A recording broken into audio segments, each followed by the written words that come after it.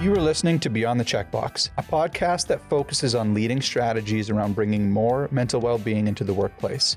My name is Ryan Todd. I'm a psychiatrist and the CEO of Adversity.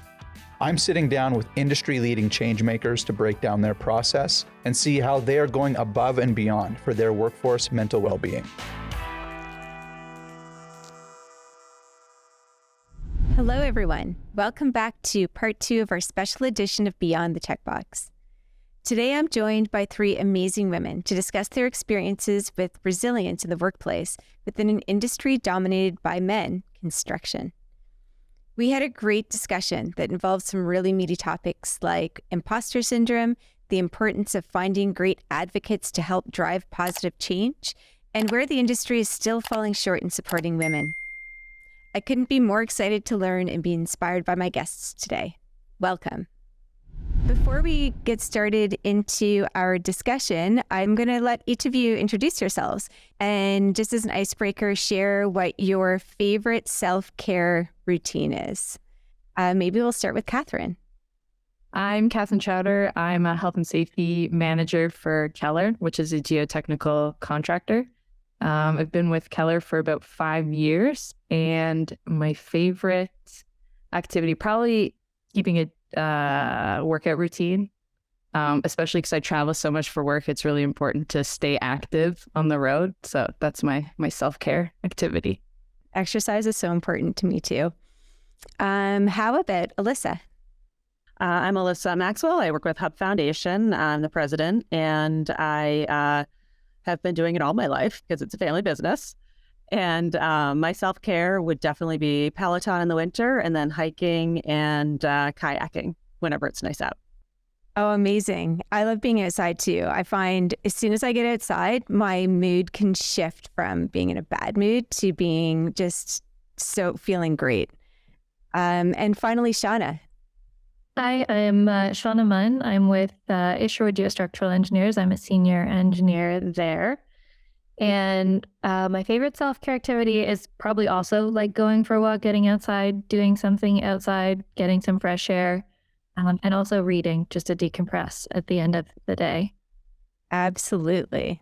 So to start off, and we've had some really great discussions already around some of these topics, but I'm going to open it up very broadly and wondering if you can share some of your experiences about workplace culture, something that's foundational for everyone, regardless of what industry they're in. And more specifically, I'm curious to hear your experiences as a woman within more industries that are dominated by men. What has been your experience of the culture? And what have been your biggest challenges, and what have you been successful in doing to overcome those challenges? Maybe we can start with Catherine. I find that culture fluctuates based on company, but also based on level of organization. So you can have different cultures within levels of your company. I actually have a story about an interview that I did with a company at the same time that I was coming on board with Keller. So it's between this company and Keller. And during the interview process, it was pointed out multiple times that a big barrier for me to be working with them, because they were a fracking support company, I would have to be working with men in the field. And I'd already worked oil and gas for about 3 years, so that wasn't anything new to me. But there was a lot of emphasis around me being a woman in this industry, but it had kind of a negative, almost like it was a weakness that, my resume was great, but I was a female that wanted to join this company. So I went through a pretty intense interview process, and then I gave my 3 references. And on each reference call, he also brought up, she's a great candidate, but, is she going to have problems working with men in the field? So that information made its way back to me when I, connected with my references after that. And it was pretty alarming because it came up in my interview and it came up in each of the reference conversations. And then I got a call back, sat down, they offered me the job, but it was also kind of highlighted I had to convince the board of directors to put you ahead of the male applicant, but I got approval and we'd be happy to have you come on board. So that was a huge kind of flag moment for me, like where I learned like 3 things instantly. It was going to be a continuous uphill battle if I did take that job, just justifying and proving myself that I deserved to be there. Second was I was probably going to get pushback on any safety decisions that I made, because it was a relatively new company and I would have been hired to like develop their safety program. And the third was that if I did join, I wasn't going to be there long term. And then alternatively, when I was talking to Keller, at the time, 50% of their health and safety team in Canada is women. So it was split even down the middle. And those were like 2 polar opposites, where it was like they already had that culture of diversity. And then this company was like, they were just starting to dip their toes into the idea of like a woman working in fracking or construction or oil and gas or whatever. So it was a big culture shock for me. But obviously I made the right decision but by pursuing Keller. That's amazing. I can't believe that in today we are still hearing stories like that I can't even imagine. How did you feel when you went through that interview process? And that was disheartening. And I could have kind of looked at it like a challenge. And I'm sure there would have been a lot of women that were like, I'm ready to like show them. But I was just, it wasn't something I needed to take on 3 years into my career, right? Like maybe now if that came up, 8 years in, you're like, yeah, I could deal with this. I could show them. But at the time it was like, no, I'm still learning. I'm still progressing. I need to be in like a more supportive environment. I had a very similar experience actually when I was a student looking for a job, and I applied to like a drilling company. I thought it was exciting. Like I was like, oh, it's in my field. This would be like exciting. I had a very similar experience. I went in for the interview and they looked at me and they were like, are you sure you want to be working in the field with like a bunch of men? All of a sudden, like, oh, like imposter syndrome moment. Like, am I not supposed to be here? Like, have I like done some faux pas and like applied to a job that I'm not like qualified for just because I'm a girl or a woman? Like, but very similar. They were like, we're not sure this is right for you. And like very like patronizing, like, little girl, have you come to like the right office for your interview? Yeah, thankfully I ended up at a place that's not like that. We have like 50% of our technical staff is women in our engineering office. So that doesn't really exist. But yeah, definitely have come up against that as well, Catherine. Alyssa, I'm curious as well, given that you are president and it's a family business, have you had similar experiences? Yes and no. I guess I look at it as like what I need to do is I need to help change the culture and help make women have an environment that they're comfortable in.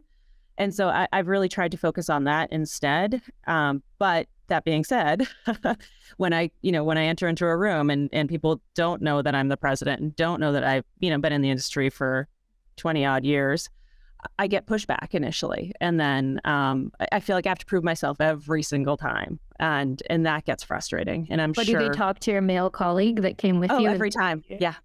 Yep. That's their favorite thing to do, is to talk to the man. And then they look at me and be like, so how did you estimate this? Or how did you look at this project? And then I explain it to the person who asked the question. And then they hopefully start to realize, but it's the implicit bias that we all deal with. And it's frustrating, but I feel like if we keep on pushing back, we will help change the industry for the better. Because it undermines, like, all of a sudden you question your own value that you're bringing, right? Like, you're like, oh, do I deserve to be here? Yeah. Why am I here again? Why am I here? Like, oh, yes. Okay. And you have to like coach yourself up in your own head. Like, oh yeah, no, I do know what I'm talking about. God forbid you look young as well as being a woman, right? Because then you're a young woman. You must know even less.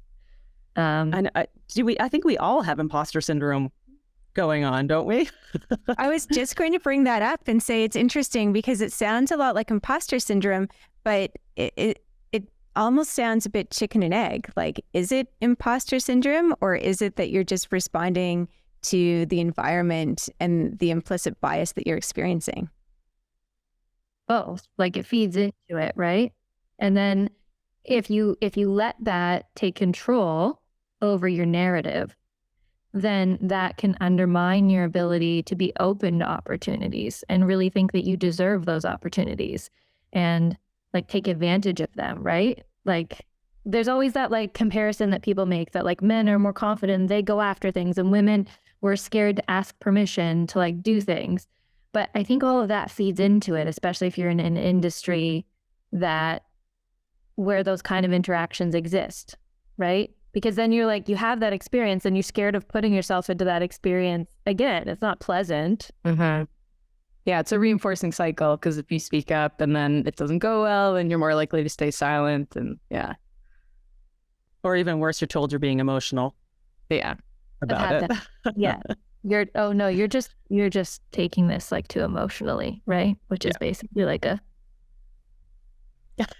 Does that happen a lot in your environments, that you hear like when you are making a decision, or if you feel passionately about a project or a topic, or you get angry about something, that it's discounted?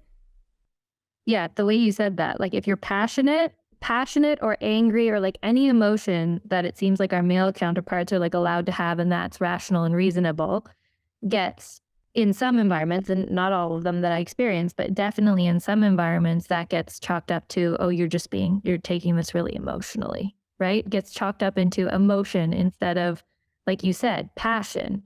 Actually, like, and sure, it's emotional, but rational emotion, right? Mm-hmm. Why does emotional have to be like the bad thing, or it's like the bossy word, right? Like men can or be the other B word. Yeah, exactly. Right? Men can be bosses, women are bossy.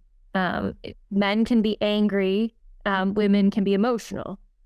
I do think it's interesting, like, because I was thinking about this over the weekend as well, and I can't remember which of you brought it up. I think it could have been you, Shauna, but the self advocating and the like, not trying to be like a man, but recognizing that men have confidence, and so they'll ask for things early women don't ask for. I mean, we see this, and it's a well-known fact regarding like comp. Men will always ask for more comp than women, or women will be more okay with the suggested comp, whereas men will argue for more. Men will boast about themselves. They have no problem saying, I did that work and it's great. Whereas women will wait for somebody else to recognize it externally and not brag. And like, that's tricky. But it feeds into that, are we supposed to be here? Do we deserve to be here? And then that amplifies it. Like any time where I've achieved something external to my company, I always feel that feeling of, oh, how did I find myself in this position? Like, and it feels like weird and awkward, and should I really be here, and do I deserve to be here? Like that's a feeling that I feel like when you are of the same demographic of the majority of people represented in your industry, you don't have the same feeling. And so it's just this like thing you have to overcome. And I think if men recognize that that's the way that we feel, like I think it's just like sometimes a complete lack of understanding. Yeah. I mean, people are insecure about their differences. So if you're like the only person in the room that's different, yeah, you're like, oh, well, I don't want to draw attention to myself. Right. Yeah. And I think that's what men don't realize, like their role, like the women, even in the Women in Defendations Committee, like it has men on it. Like men should be on there simply because it's spending the time and making the investment to understand like the women's perspective and the women's lived experience that you will not have, which ultimately will help you empower the people that work for you or are maybe you work for them. Yeah, it's the same with the Women in Construction with the ADSC. We try and invite men to it as often as possible so that they can learn and embrace some of the differences and changes that we're all trying to make. And I think they add a lot to the group, as well they should. And you hear so many men join the group because they have daughters. Yeah. Right. So all of a sudden they realize Yes. the importance of the investment, right? Because they're like, oh, I don't want my daughter to have to experience any of that stuff. And it just puts this like weight on it. How have you navigated this? How have you, like, what do you say to yourself to keep going and to kind of push through those barriers? Oh, that's a tough question. That's a really hard question. I think you just take each situation as it is and depends on the audience. I find a lot of the tension or pushback I get is not from my own team or my own company. It's people that don't know me. They're not used to working with me. Maybe their culture isn't on par with ours. I have really good relationships with, well, health and safety works with everybody. So like direct field supervisors, upper management, other health and safety divisions across Canada or the US or whatever. We worked with a lot of people. So you like rely on those relationships that you build. But I think it's more likely to happen when you don't quite have that relationship yet. But on the flip side too, like I think you're more likely to have passionate arguments within your immediate team as well. Like we know when we're talking about a topic, like people are going to get emotional, and we allow people to express themselves in different ways. And then we don't hold it against each other make each other feel uncomfortable for expressing concerns or holding opinions and whatnot. And then, the meeting ends and it's kind of like, okay, everyone's good. So, I mean, yeah, I would take it differently by situation. Yeah, it's true. Within your own team, you're going to be comfortable being who you are no matter what. And you know them well enough that they're not going to judge you for anything, which is nice. Yeah. But I agree. It's when you're elsewhere and you haven't been able to develop the relationships with whoever said people are that you're with. Like at ConExpo, I was walking around by myself and I couldn't get anyone to talk to me. And it was frustrating. So I ended up calling a bunch of my guys and being like, hey, who's in this lot? Because I apparently I need a male around me to be talked to. And as soon as I had a guy with me, immediately people were talking to us. And it was just, it gets old, but, developing a group of people around you who are willing to support you is huge. Yeah, I was going to say, and not always successfully navigating it, because ultimately you have to realize that you don't have control over another person's point of view or the way that they're going to respond to you. So sometimes it's not a winning battle to try and convince them of your value. And that's ultimately not your responsibility, is to convince them of your value. It's just to know your value yourself. But that can be hard. There's been situations where I've had situations on job sites where it's legitimately a safety concern and people will not take me seriously. And I have to call my boss, who's a male, and say, tell them, because they won't listen to me. And he goes, I don't understand. You're a professional engineer the same way I am. And I said, I know, but they won't listen. And he says the exact same thing, just responds to my email with the same concerns to listen, and people react immediately. And he asked me, he goes, what is that? And I was like, I don't know. The only thing I can think of is that it's implicit bias. One, you're older, and you're male, right? And so there's just this inherent authority that comes with walking into a room like that. And I've had those conversations with my colleagues. I've been to industry events and people will come up and they'll inherently think that this colleague that I was with, because he was an older male, had more seniority than I do, which isn't true. And so they're like, oh yeah, Thomas is great. What do you do at the company? And basically oh, I'm an intern. And I'm like, well, I'm a senior engineer. I've actually been here longer than my colleague that you're talking to, but nobody makes that assumption, right? You constantly have to sell yourself. You have to be selling yourself. And so that conversation I had with that male colleague was, okay, if you find yourself in the situation again, and the people you're talking to don't know the person that you're with, it should be your responsibility to advocate for that person, and so they don't have to be a used car salesman and explain for themselves. The same way it's my responsibility for my colleagues that that might not know somebody, to advocate for them and make them feel comfortable in that situation. And I think this touches on the experiences across the board. But I'm curious to hear from you, what, you're talking about almost partners or advocates.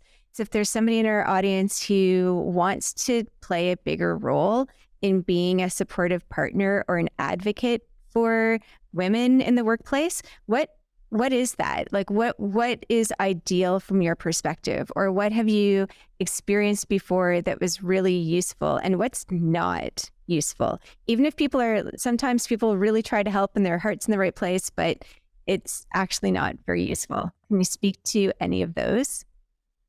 One of the biggest things is being an advocate is helping people see things that they can do that they might not see themselves, which goes hand in hand with having imposter syndrome as women in construction.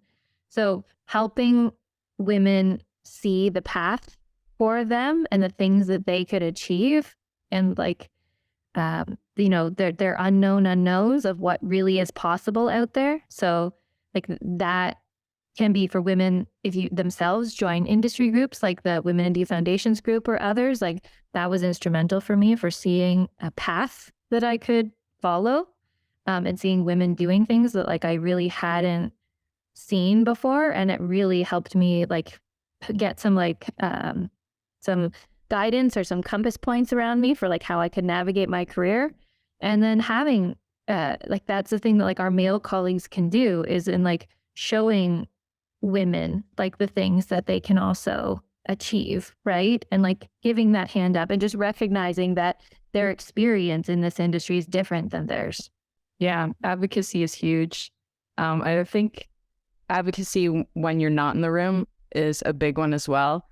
So what people say about you when you're not there, or, in meetings with other people, or even something simple being like, hey, see this report, Alyssa worked really hard on it, XYZ, just kind of like bringing people up in conversation, to show like, hey, this person is providing value, because people respond really well to, if your peer likes somebody, you're more likely to like them. So the more, you advocate for somebody in a positive way, even if they're not in the room, it goes a long way. But for women as well, like when we do self-advocacy, we're like inadvertently advocating for other women.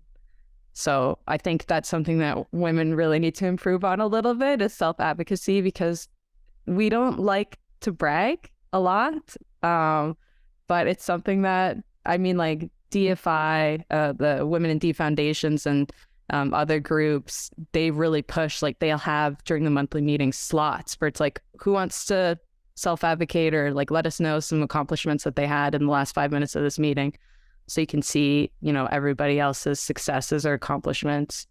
But even just like looking around the room and, seeing like, hey, is this a diverse crowd? If it's not, you have some work to do. But if it is diverse, like, are you guys putting the same weight on what everyone is saying? And is everyone participating? Because if certain people are holding back, it probably means that they're not comfortable in that environment. So more work needs to be done there. I think if you can do that in every room that you walk into, you'll constantly be getting better.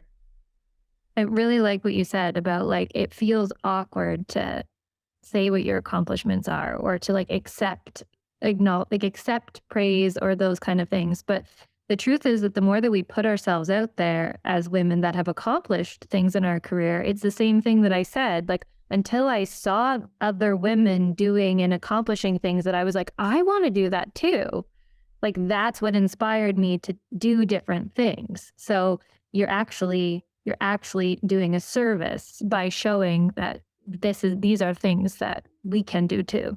I'd also say that it would be nice if, when creating panels, if you always make sure that there's a female on the panel, because that's how we can get our voice out there more. I know that, not that many panels are being done on a regular basis, but, just on Friday, I was invited to one for Building Pathways, which is a program in the Boston area. And it was great because there were about close to 50% of the people in the room were also women. And I was able to talk to them afterwards and, give them somebody that they could talk to within the industry. And I think that, the more that we can push ourselves into places where we can advocate for women coming into the industry, would be, it's an important way to help them. It doesn't really answer the question as much as I wanted it to, but well, if 50% are women and there's no women on the panel, it's like you don't see representation up there of yourself. So you're only hitting half the market. Right. And I think that, it's as hard as it is to be that person going in front of the panel and talking to people. I think that, I personally have been trying to push myself to do more of that over the past 2 years and, put myself in uncomfortable situations, kind of like this one. But also, joining with the ADFC board and becoming more visible there as well, I think has been, very helpful for other women. And it's allowed me to create a lot of really great friendships. And I think the more friendships that we have as women within the industry to talk to and to rely on, and again, like you were saying, help each other up and, keep on pushing it forward and helping each other is pretty much the best way that we can move forward. To address the representation point, like some people get stuck in the trap of thinking it's representation just for the sake of representation, but it's not. It's representation for the sake of perspectives, because you don't have the lived experience of women in this industry, and we come at it with a whole different perspective that has value. And so people are like, oh, why should we just put somebody on just because they're a woman? Well, because they have a different viewpoint than you, because they have a different perspective than you, and that adds flavor and value and nuance to these conversations. There's a reason. Absolutely. I think it's somewhat disheartening to hear that there is still so much implicit bias and challenge that women face. I'm wondering if you can speak to how have we progressed? I mean, obviously, we have made great strides, but what else still needs to change? And how do we become good mentors and good builders for the women to come after us? There are still things that need to change. Like, I mean, even you experience the spectrum when you go to like a DFI annual conference or something. You really do experience the wide range of like what's out there. You'll have the Women in D Foundation's like committee, and they have like mentoring pods, and there's men on that committee because they realize that their role in all of this is actually to be advocates for like women. And then you can have the whole other spectrum of you run into somebody that talks to you and asks you like, when are you going to have children? And like, you should basically get on it. But it's so much better than it used to be. I mean, my God, when I was 18, I'd just, you get on a site and it just would be like, oh my God, why are you speaking to me like that? And that doesn't happen the way it used to. So I think that there has been great strides over the past 20 years, which is great.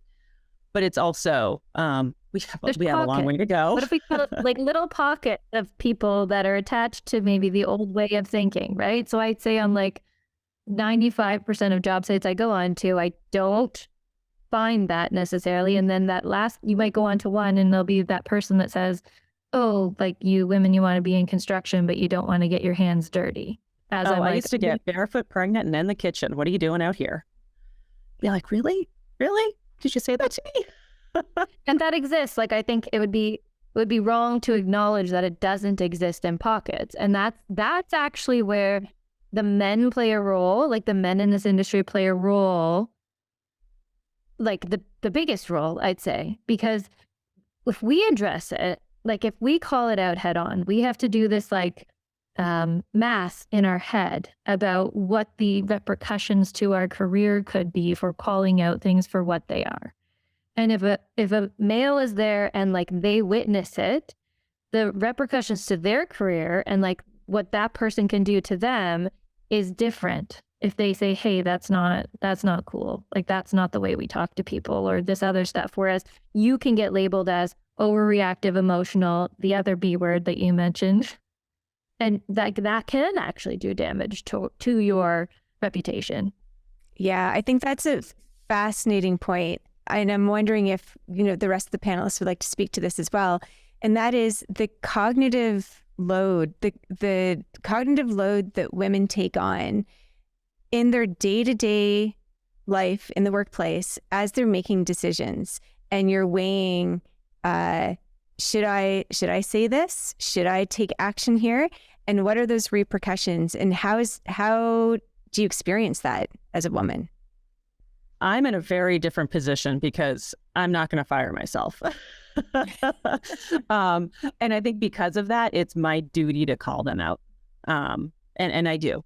I will happily call out somebody if I feel like they're being completely inappropriate, if they're being very biased against me, because I don't have to weigh that anymore. That being said, I was on the panel I was on Friday. That was one of the first questions some of the women asked me.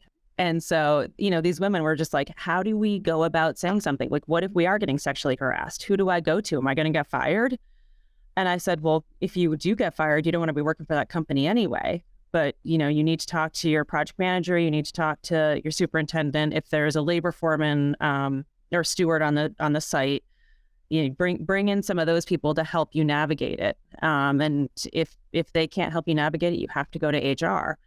But they said, they're like, but what if I get fired? Because that's, how do I know I'm going to get another job? And so it's still huge. It's a huge problem in this industry. And, I have a zero tolerance policy. We'll fire people if they are sexually harassing others. And I know that people say that that's what's going to happen, but we've definitely followed through with that. And I would hope other companies feel exactly the same way. But I know Catherine and Sean are in a different position than I am. So, Yeah, I think like 10 years ago, there was a huge emphasis or like strategy, but it's like, if you want to be a woman in construction or any male dominated industry, like, how do you do that? And like the common answer was like, just got to be one of the boys. You got to roll with it. Which like doesn't work. It's like a survival tactic, right? But like if you're molding yourself, because it's a male dominated industry, so they have their, own ideals of what an ideal employee should be. If you're molding yourself to that, and then you're not bringing your authentic self to work every day, and you're not bringing all of your strengths because you're kind of muffling some of them down. And then when you get home at the end of the day, you're just exhausted because you're like, oh my God, I just spent 8 hours pretending to be somebody that I'm not. Really. So that's like a huge cognitive load. When I started in my career, that's what I did right away. Like, I was a tomboy growing up. So it's like, yeah, I can be one of the boys. But then at one point you just are like, I'm not going to do this anymore. You start to push back. And I was a little firecracker in my last career. I was just always pushing it. But I mean, now it's totally different because I'm a manager. And I'm a manager to 3 direct employees. All of them are older than me, and all of them are men. So I am now a direct supervisor to them. I'm also their mentor. So a big thing for me is like making sure that they understand what it is like to work side by side with a woman in construction and how different it is. Because if you think about it, almost every woman at some point in her life will have a male as a boss or direct supervisor, but not a lot of men will have women. Like they could go their whole career without having a woman as a supervisor. And specifically in construction, like we say, 10% of construction is women. It's like less than 5% for management. So, I mean, the odds of them having a female direct reporter are pretty low. So then when you're in a position like Alyssa, where you're the president of a company, or myself, where I'm just like a line manager, it has a lot of responsibility, right? Because I mean, you're trying to foster a culture with the rest of the 5%. Something you said resonated with me when you said like you're being one of the boys and you're pretending to be somebody else, and you're masking, right? Yeah. So to go what you said, Trudy, like the cognitive load of pretending to be or masking and putting on this facade, like so much of your mental energy is going to that rather than bringing your best self to your job, right? And bringing your creative ideas and like solving the problems. Like it's like a tax. It's like a mental tax that you have to pay, like in certain situations, being a woman in construction, to try and navigate the right way to not offend or to not like be overly emotional, or to not like react to like different things that people say that maybe you should just like be like one of the boys and just accept. Like it's this mental tax we pay which then it's like, so you're not bringing your best self because you're constantly spending so much mental energy on something else. Yeah. And then you're, like you said, the just diverse perspective, you're also kind of limiting that because you're masking it. So you're not, neither yourself or the employer is getting the full benefit of you in that position. I'm curious, is there any topic that we didn't touch on that you're really hoping that we would? Is there anything else that you would like to open up to the panel or bring forward as a topic?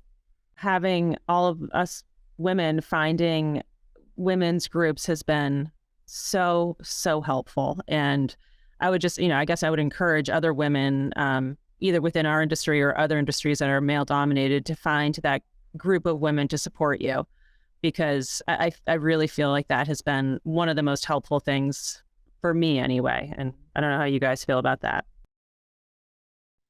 Yeah. Well, I agree. I underestimated it. To tell you the truth, I fully underestimated it at the beginning. I was like, oh, but that's going to be like some token thing. And like, kind of like, do I want to do that? And then once you go and you realize, you're like, oh no, this is so powerful. This is like, look at all these like amazing, powerful women, like also supported by the men in the industry doing these awesome things, right?